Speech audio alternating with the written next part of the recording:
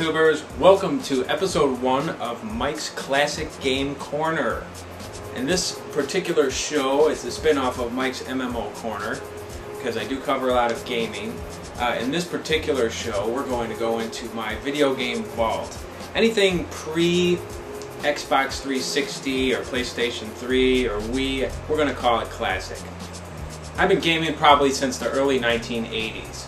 I remember my aunt lived in Texas and she called me up and said, well, what do you want for your birthday? And I said Atari. So a few days later, an Atari showed up on the door, and it's been downhill ever since. Been collecting games and playing, buying, selling, trading probably since the late 90s when I kind of had a little resurgence there. I probably have in the neighborhood of 3,000 to 5,000 titles, and this does include like ROMs and such like that. But in the intro that you saw there that I put together, that's just the tip of the iceberg. That's some of my collection in there, stuff I've been collecting for years. So now we're going to dive into this vault and kind of pull out some classic games and take a look at them and maybe bring some back that you know, maybe weren't the most popular, but they maybe got overlooked and they weren't given their due credit.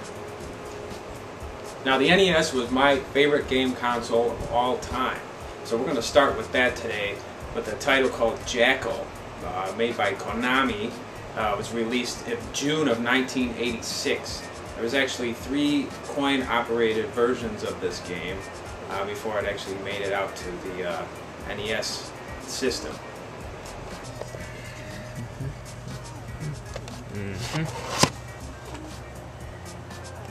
So first of all, we're going to see if this thing actually even works. I got a couple systems here, so one of the two has got to work.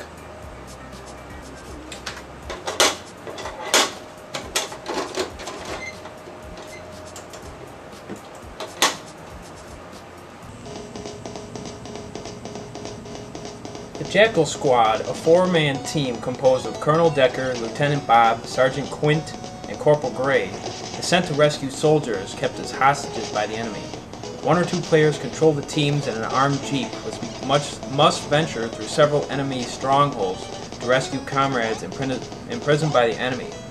In each of the 6 levels, the goal is to rescue POWs from various buildings and then transfer them to helicopter dust-off locations. Then you have to defeat the boss at the end. In the last level, you have 2 bosses that have to be defeated. This game was considered a run-and-gun game. That was the genre. Some buildings contain a flashing prisoner. If the man is rescued, the Jeep's primary weapon will be upgraded. Initially, you start out with like a machine gun and a grenade launcher, but the grenade launcher can be upgraded into a rocket launcher, which can be further upgraded to shoot long-range missiles and 2 kinds of spread missiles.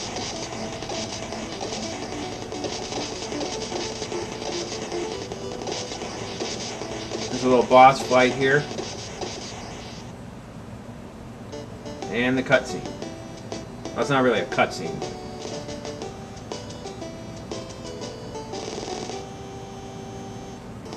A cartridge version for the Nintendo Entertainment System was released under the JACKAL title on September 1988 in North America.